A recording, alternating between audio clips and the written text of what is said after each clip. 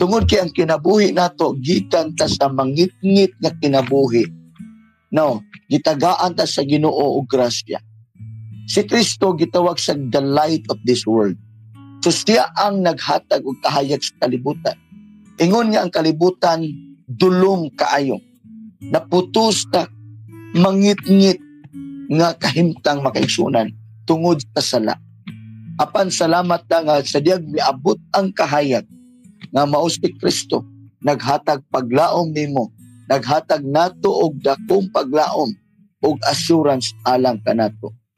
Tumakaigsunan tungod ni Kristo kining mangitngit nga kinabuhi nato mag-anam ni siya og kahayag.